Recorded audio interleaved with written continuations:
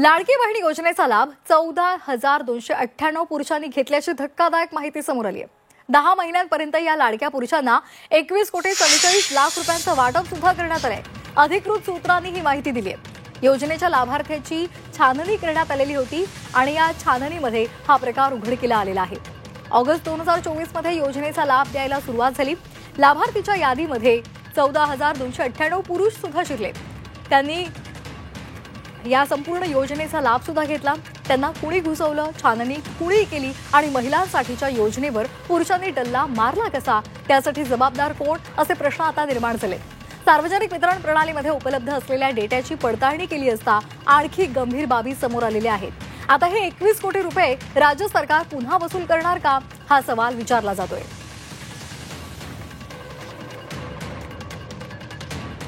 आपण ग्राफिक्स मधून पाहतोय 14,298 पुरुषांना लाडकी बहीण योजनेचा लाभ झालाय।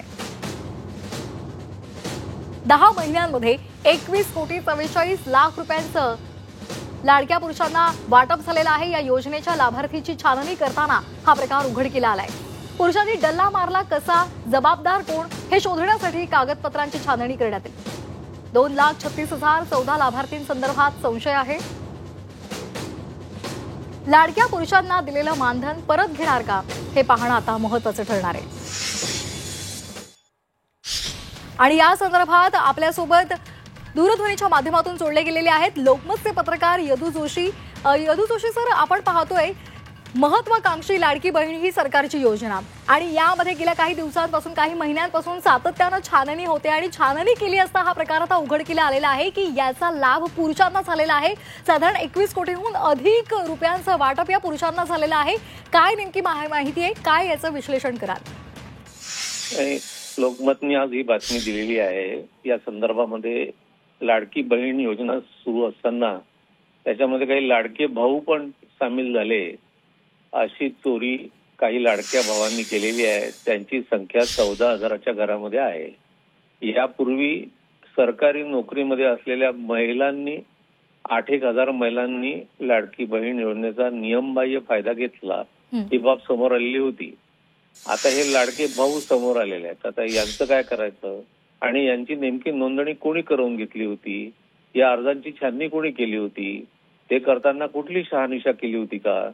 बरं, असं एक मी समजू शकतो की मुलीचं आणि मुलाचं नाव किंवा पुरुषाचं आणि महिलेचं नाव सारखं असेल। जसं नयन, त्याचे नाव महिलेचं पण आहे पण पुरुषाचं पण आहे, पण असं 14,000 लोकांच्या बाबतीमध्ये असणं शक्य नाही, पहिली गोष्ट।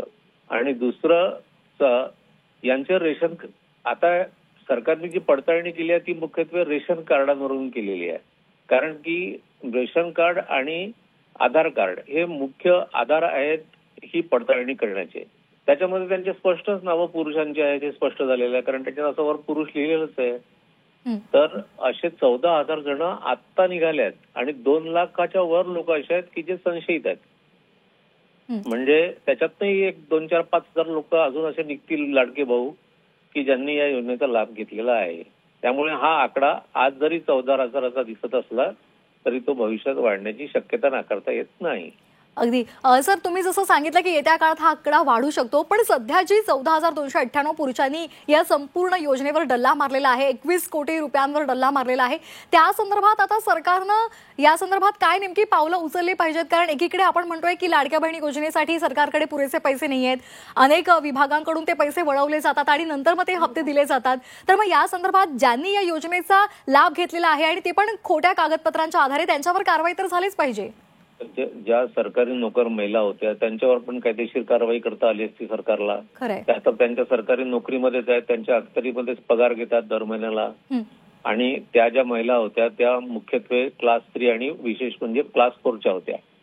तर त्यांनी एवढा नियमबाह्य फायदा घेऊनही त्यांच्यावर कारवाई झाली नाही, त्यांच्याकडून वसुली पण झाली नाही। त्यामुळे आता या लाडक्या भावांकडून पण वसुली होईल असं वाटत नाही।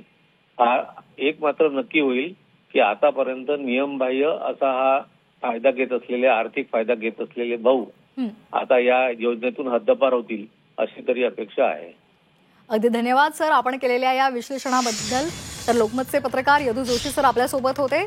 14,298 पुरुषांना लाडकी बहीण योजनेचा लाभ झालेला आहे। लाभार्थ्यांच्या छाननीमध्ये हा धक्कादायक प्रकार उघडकीला आलेला आहे।